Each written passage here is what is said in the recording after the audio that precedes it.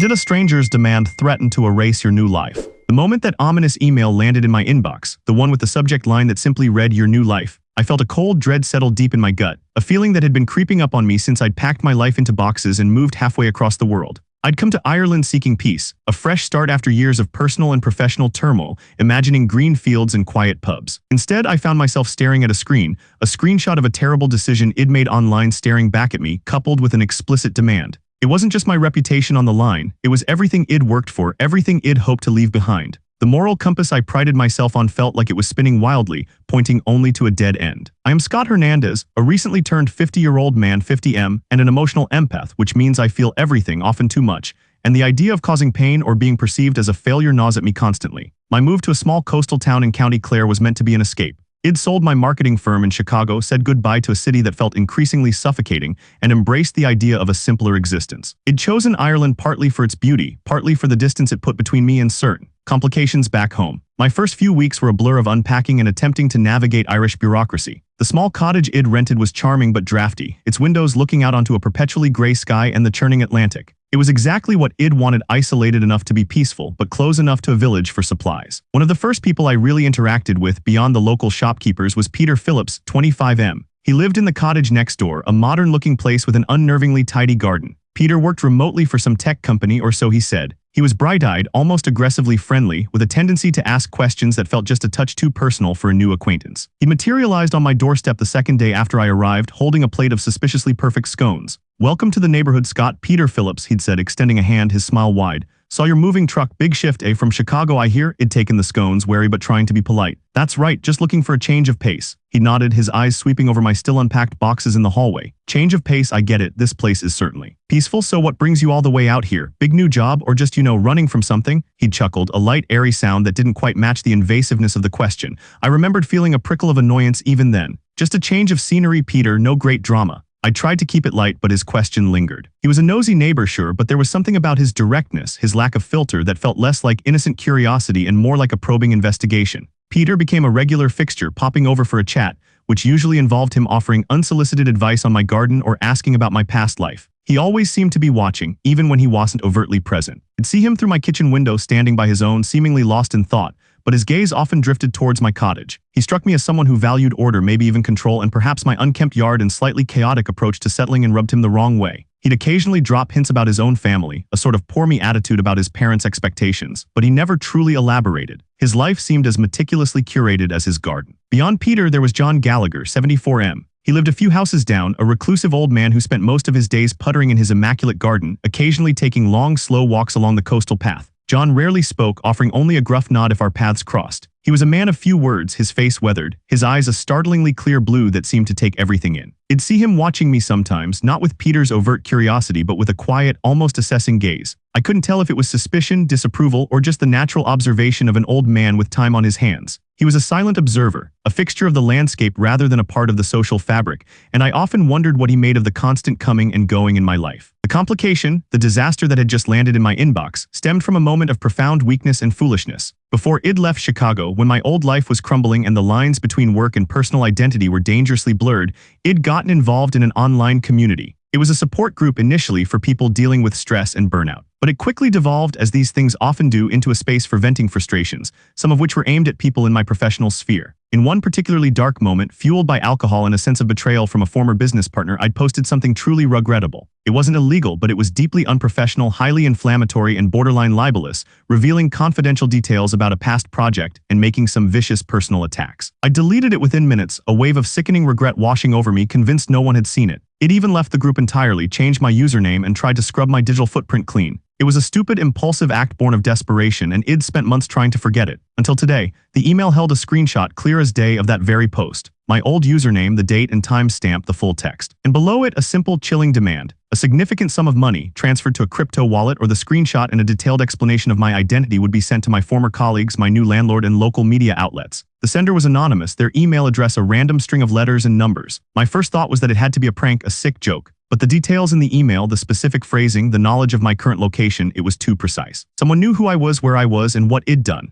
The fact that the email mentioned my new landlord sent a shiver down my spine. How had they known I'd moved here? Had they been tracking me? I paced my small living room, the sea wind rattling the window panes. My hands trembled as I reread the email, trying to find a loophole, a reason to dismiss it. There was none. My heart hammered against my ribs, a frantic drumbeat of panic. The money wasn't an impossible sum, but it was substantial enough to significantly impact my carefully planned retirement fund. And the thought of giving in to this person, of being beholden to them, was repulsive. My whole purpose in coming here was to shed the weight of past mistakes, to build something new and unblemished. This threatened to drag it all back, heavier than ever. The silence of the cottage, usually comforting, now felt oppressive. I needed to talk to someone, but who? My emotional empath nature meant I usually sought to resolve conflicts, to understand and connect, but this was a pure act of aggression, and it left me feeling exposed and alone. My mind flashed to Christina Cooper, 41F, my niece and the only family member I truly considered close at least once. We hadn't spoken in nearly 2 years, not since a bitter argument over my late sister's estate. Christina had always been fiery, fiercely independent, but also fiercely loyal to those she loved. Our estrangement had been one of the deepest wounds I carried, a constant ache. She might have been able to offer a practical perspective or at least a sympathetic ear, but the chasm between us felt too wide to cross now, especially with this hanging over me. The last time I'd tried to reach out, her number had been disconnected, and her social media was a ghost town. I had no idea how to even find her, let alone explain this nightmare. I knew I couldn't ignore the threat. The deadline was 48 hours. The fear was paralyzing, but beneath it, a slow burn of resentment began to ignite. Who was this person, and why me? It felt deeply personal, yet completely random. The following morning, I tried to act normal. I went to the local shop for milk, forcing a smile at Mrs. O'Malley behind the counter. The sun was making a rare appearance, glinting off the choppy waves. As I walked back, I saw Peter out in his garden, meticulously pruning a rose bush. He waved, his usual wide smile in place. "Morning, Scott, getting a bit of fresh air? Looks like you've got a lot on your mind." His gaze was unnervingly direct, as if he could see the turmoil raging beneath my composed exterior. He took a step towards the low stone wall separating our properties. "Everything all right? You look a bit pale." I forced a casual shrug. "Just the usual, adjusting to a new time zone, Peter, and figuring out this Irish weather." I tried to inject some humor, but my voice felt thin. He tilted his head slightly. Must be quite the adjustment. Leaving everything behind, I mean all your old connections." His eyes lingered on me for a beat too long, and for the first time a cold suspicion unrelated to the blackmail crept into my mind. Was it possible? Could Peter be involved? His nosiness suddenly felt less like a quirky neighbor and more like information gathering. No, it was impossible. He'd only just met me. He couldn't possibly know about that obscure online post. The idea was absurd, paranoid, but it had taken root. Later that day, as I sat staring at the screen again, trying to figure out if I could trace the email, if I should contact the police, and how would I even explain this to them, Peter suddenly appeared at my door again, this time with a small, potted plant. "Just thought this might cheer the place up," he said, beaming. "A little bit of green for your new start." He stepped inside without waiting for an invitation, his eyes immediately drawn to my laptop, still open on the table, the email just visible in the corner of the screen. I slammed it shut a beat too late. "Oh, sorry," he said, not sounding very sorry at all. "Didn't mean to pry, just noticed the screen." He glanced around the room, his eyes darting to my old, overflowing bookshelves, then to a stack of boxes I still hadn't unpacked. "Still settling in, I see. Must be tough, being completely out of touch with your old life. No one to really lean on, all alone in a foreign land." He wasn't asking a question. He was making a statement, his voice strangely flat. My skin crawled. He was talking around the issue, circling it like a shark. His words, ostensibly sympathetic, felt like a subtle taunt. The implication was clear: I was isolated, vulnerable. "I'm managing just fine, Peter," I said, my voice sharper than I intended. "Thanks for the plant, I appreciate it." I took a step back, subtly trying to usher him out. He paused at the door, his hand on the frame, and then turned back to me, his smile fading, replaced by an expression I couldn't quite read. "You know, Scott," he said, his voice dropping slightly, "people do a lot of things online they think no one will ever see, but the internet, it remembers everything. And sometimes those memories come back to haunt you, especially when you're trying to outrun them." He gave me a look that was too knowing, too specific, before turning and walking back to his cottage, leaving me standing in my doorway, a sudden, horrifying clarity dawning on me. It wasn't just paranoia, it was him. It had to be him. Peter, my friendly, nosy neighbor, the blackmailer. The thought was sickening, twisting my stomach into knots. How could he possibly know, and what was I going to do about it? The thought was sickening, twisting my stomach into knots. How could he possibly know, and what was I going to do about it? My heart hammered against my ribs, a frantic, desperate rhythm. Peter, my friendly saccharine neighbor with his suspiciously perfect scones and his prying questions. The image of him standing there, his smile fading, that knowing look in his eyes, replayed in my mind. The internet, it remembers everything. And sometimes those memories come back to haunt you, especially when you're trying to outrun them. The words, so innocent sounding moments ago, now felt like a direct, venomous stab. He hadn't just noticed the screen, he'd seen the email, or at least enough of it to confirm his leverage. The specific phrasing, outrunning them, echoed my own deepest fears, my reasons for coming here. He knew. I closed the door slowly, the silence in the cottage suddenly charged with a palpable tension. My mind reeled, trying to connect the dots. How could Peter, a young man I'd just met, living in rural Ireland, possibly have known about an obscure, deleted post from an online forum back in Chicago made by a username it abandoned? It defied logic. Unless he wasn't just a nosy neighbor. Unless his online life was far more extensive, his skills far more sophisticated than he let on. He worked for a tech company, he'd said. Was he a hacker, a data miner? The pieces, however improbable, were beginning to slot into place with a horrifying click. His meticulous garden, his need for control, his veiled hints about his own difficult past. Was this how he dealt with his own pain, by inflicting it on others? My empathic nature, usually a guide, was now a tangled mess of fear, betrayal, and a desperate need to understand the why. The 48-hour deadline loomed, a ticking clock in the oppressive quiet.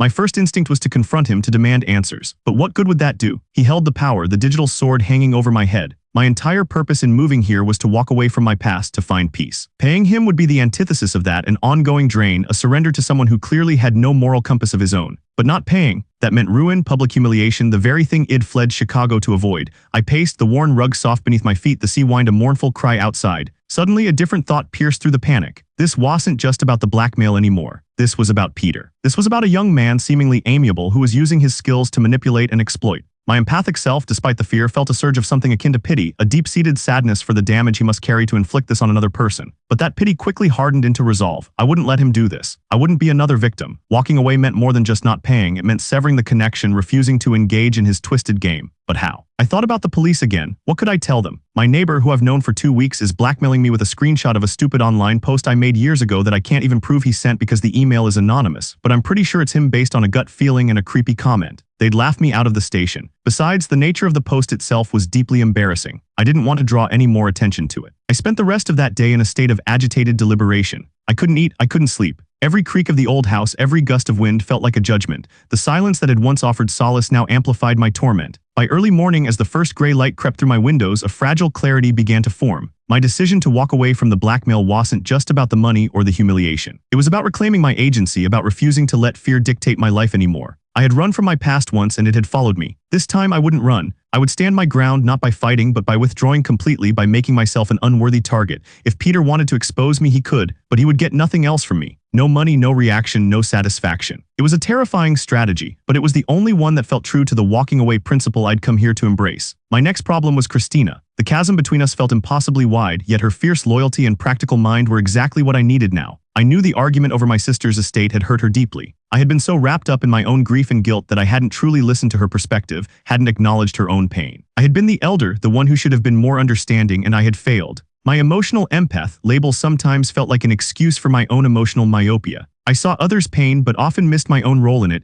or allowed my fear of conflict to make me avoid addressing it directly. This situation with Peter, the stark reminder of past mistakes, suddenly made me realize that part of walking away also meant walking towards neglected relationships, towards healing old wounds. I spent hours trying to find her, scouring the internet for any trace. Old friends, mutual acquaintances. Nothing. It seemed she really had gone off the grid. Frustration mounted, adding to the pressure. The idea of reaching out, of admitting my vulnerability, felt daunting after so long. But the thought of facing this alone, with only the silent judgment of John Gallagher and the insidious threat of Peter, propelled me forward. I remembered her love for art, specifically for a small gallery in a remote part of Northern Ireland that Shed always dreamed of visiting. It was a long shot, a desperate gamble, but it was all I had. I booked a train ticket for the following day. 2 weeks later, the silence from Peter was unnerving. The deadline for the blackmail had passed without a word, no follow-up email, no public exposure. I hadn't replied to his email, hadn't acknowledged it in any way. My choice to walk away, to refuse to engage, seemed to have confused him. Or perhaps the lack of immediate panic from me had robbed him of the satisfaction he craved. He continued to be overly friendly, dropping by with gardening tips or asking how I was settling in, his eyes still unnervingly direct, still searching for a reaction. I maintained a polite, distant facade, returning his plant pot with a brief thanks, never letting him inside. Each interaction was a test of my resolve, a quiet battle of wills. During that time, I went to Northern Ireland. The gallery was small, tucked away in a tiny village, exactly as Christina had described it years ago. My heart pounded as I stepped inside, and there she was at the back, meticulously arranging a display of pottery. Christina, older, yes, but with the same fierce intensity in her eyes, the same precise movements. I cleared my throat. She looked up, her expression a mix of surprise and guarded suspicion. "Scott, what are you doing here?" Her voice was colder than I remembered, but laced with a vulnerability that tugged at my heart. "Christina," I began, my voice thick with emotion. I needed to see you. I was wrong about everything back then. I was in a bad place and I let my own pain blind me. I'm so sorry, I miss you." The words tumbled out raw and honest. No excuses, no deflections, I just laid it bare. She stared at me for a long moment, her shoulders stiff. "It's a little late for that, isn't it, Scott? 2 years, you just disappeared." "I know," I admitted, my gaze unwavering. "And I deserve that, but I'm not disappearing anymore. I'm trying to rebuild. And I can't do it without fixing what I broke with you. I need your advice, Christina. I need your strength. I'm in a mess." That last part, the admission of vulnerability, seemed to crack her carefully constructed wall. Her eyes softened almost imperceptibly. "A mess? What kind of mess?" I hesitated, then decided to be completely transparent. "A social media disaster, a blackmail threat. It's complicated and honestly terrifying." She frowned, her practical mind immediately engaging. Blackmail? What on earth did you do? I explained everything, the ill-advised post, the email, Peter's creepy insinuations. She listened, her expression shifting from anger to shock, then to a steely determination that was so characteristic of her. When I finished, the silence was heavy. You idiot, she said, but there was no real malice in her tone, only a weary affection. You always were too trusting, too quick to vent without thinking, but this Peter, he's dangerous. I know, I said. And I don't know what to do. I decided not to pay, to just walk away. She nodded slowly. Good, don't give him the satisfaction, but you can't just ignore him. He'll keep pushing, testing your boundaries. We talked for hours. Christina, the logical one, the problem solver, helped me brainstorm not just about Peter, but about my own patterns of avoidance and self-sabotage. She insisted on coming back to County Clare with me to make sure you don't do anything else stupid. Her presence was a balm, a lifeline I hadn't realized how desperately I needed. Our fractured relationship began to mend, not instantly, but with a quiet, persistent effort from both sides. We talked late into the nights, airing grievances, admitting mistakes. I learned about her struggles after our estrangement, the isolation she felt, her own journey of rediscovery through art. She in turn learned about the deep-seated anxieties that had driven me to such foolishness, my own fear of failure and judgment. The empath in me finally recognized that her pain was as valid and deep as my own. A month had passed since I'd confronted Christina and since the blackmail deadline. Christina was staying in a nearby B&B, helping me sort through my boxes, pushing me to embrace my new life, not just hide in it. Peter continued his strange, unsettling dance around my periphery. He'd occasionally leave a small gift on my doorstep, a bag of local apples, a freshly baked loaf of bread, always accompanied by that unnervingly wide smile and probing questions about my well-being. He was testing me, trying to elicit a reaction, but I gave him nothing. I'd nod, thank him, keep my distance. I had decided that my walking away involved more than just ignoring the threat. It involved creating an impenetrable boundary, an emotional and physical space he couldn't violate. Christina supported this, suggesting practical measures like a better lock on my gate and keeping my curtains drawn when he was outside. One afternoon, I saw John Gallagher, 74M, in his garden, meticulously tying up a sprawling rose bush. I decided to approach him. My perception of John had slowly shifted. His silent observation, once a source of unease, now felt less like suspicion and more like a quiet knowing. He was a fixture deeply rooted in this place, and I wondered if he saw things, heard things that Peter and I, with our turbulent internal worlds, missed. Good afternoon, John, I said, leaning on the low stone wall that separated our properties. He grunted, not looking up from his task. Lovely roses. He finally straightened, his weathered face turning towards me. His blue eyes, startlingly clear, held my gaze. They are that, he rumbled, his voice surprisingly deep. I was wondering, I ventured, choosing my words carefully. You've been here a long time, haven't you? He nodded. All my life. You must have seen a lot of people come and go, I continued, subtly trying to steer the conversation. And seen a lot of things, neighbors, interactions. He watched me, his gaze unreadable. Some people come here seeking peace, some bring their storms with them. His eyes flickered towards Peter's meticulously kept garden, then back to mine. That young fella next door, Peter, he's a new one. He is, I agreed, a flicker of hope. Seems very particular. John let out a low chuckle, a dry rustling sound. Particular, I and curious, always has been since he was a boy, my breath hitched. He's not new to the village, John shook his head slowly. Born and bred, family moved away when he was a teenager, came back a few years ago. Parents were well respected, but Peter, he always had a way of knowing things. Things he shouldn't. He paused, then added, his voice lower. He's always been a lonely one, and lonely people sometimes find strange ways to connect. The pieces slammed into place with a sickening thud. Peter wasn't just some random hacker, he was from here, he'd lived here before. My presence, the new American moving into the cottage next door, must have reawakened something in him, perhaps a perverse sense of ownership over the village, or a way to exert control over someone new. He wasn't just curious, he was investigating. And given his tech job and his local knowledge, it wasn't impossible he'd found some old digital trail, some mention of my Chicago life, and then with his specific skills found the post. The realization that he wasn't a stranger but someone with a history here made him both more menacing and strangely more pathetic. John's words, lonely people sometimes find strange ways to connect, resonated deeply with my empathic understanding. It didn't excuse Peter's actions, but it provided a context, a glimpse into the wounded boy beneath the manipulative veneer. A few days later, the real test of my walking away approach came. Peter knocked on my door, his usual wide smile replaced by a taut, almost desperate expression. Scott, can I come in for a minute? We need to talk. His eyes darted to my laptop, which I had deliberately left closed and out of sight. No, Peter, I said, keeping my voice calm, devoid of any anger or fear, though my heart was pounding. I'm busy and there's nothing to talk about. His jaw tightened. Yes, there is, the email, you know what I'm talking about. He took a step forward, trying to push past me. You didn't respond, you didn't pay, that wasn't the deal. There was no deal, Peter, I said, stepping back to block his entry. It was an illegal threat and I don't negotiate with threats. His face contorted, the friendly mask finally slipping. You think you can just ignore me? You think I won't do it? I have the proof, Scott. I can ruin you. Everything you came here for gone. Everyone will know. His voice rose, a desperate, almost pleading edge to it. This was it, the moment of truth. I looked at him, truly looked at him, not with fear, but with a mixture of pity and a cold, unwavering resolve. I saw the desperate loneliness John had spoken of, the need for control that stemmed from his own powerlessness. My empathic core ached for him, for the brokenness that drove him, but my rational self knew I couldn't yield. Do what you feel you have to do, Peter, I said, my voice steady, betraying none of the turmoil inside. But I will not engage with you on this. I will not pay you a single cent, and I will not allow you to control my life or my peace anymore. I've walked away from that old life and I'm walking away from this. My only regret is the foolishness that led to that post, but I've learned from it. If you choose to share it, that is your choice, and it will say far more about you than it ever will about me now. His mouth opened and closed, his face slack with shock. He had expected begging, fear, anger, anything but this calm, resolute defiance. He had expected me to play his game. My refusal to engage, my complete lack of reaction, had pulled the rug out from under him. He was rendered powerless by my lack of fear, by my indifference to his threat. He had wanted to control me, but I had refused to be controlled. He stared at me for another long moment, his eyes flickering from shock to a raw, wounded confusion. Then slowly his shoulders slumped. He seemed to shrink, the aggressive stance dissolving. Without another word, he turned and walked back to his cottage, his steps surprisingly slow, almost defeated. I closed the door, leaning against it, a shudder running through me. It wasn't triumph I felt, but an immense exhaustion and a deep, unexpected sadness for Peter. He was a product of his own loneliness, his own unresolved pain, but I had held my ground, I had walked away. The days that followed were surprisingly quiet. Peter didn't reappear. No emails surfaced, no news stories broke. The digital sword had been sheathed, or perhaps it had never truly been sharpened. My lack of reaction, my refusal to give him the power he craved, had diffused the situation. He had gambled on my fear, and I had chosen peace instead. My relationship with Christina continued to deepen. She decided to stay in County Clare, renting a small studio in the village where she could focus on her art. We spent our evenings together, sometimes just sitting in comfortable silence, sometimes talking about everything and nothing. She had found a local market to sell her pottery, and I found myself helping her with basic marketing, rediscovering a part of my old skills that felt useful and positive, free from the stress of the corporate world.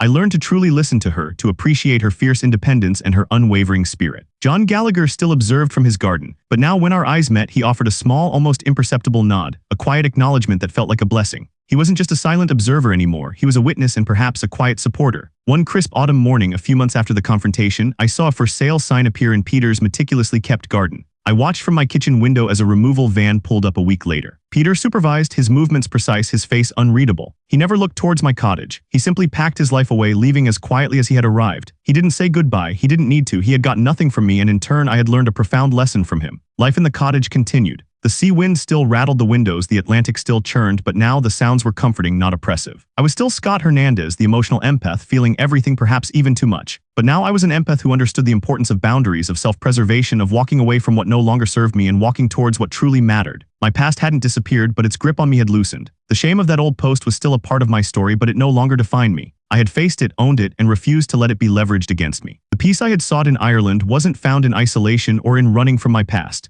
It was found in confronting my fears, in mending broken relationships, in setting firm boundaries, and in the quiet, profound act of simply walking away from the things that tried to drag me down. My journey was far from over. There would be new complexities, new challenges, but I felt, for the first time in a very long time, that I was finally on the right path, guided not by fear, but by an unwavering commitment to my own peace, whatever the weather.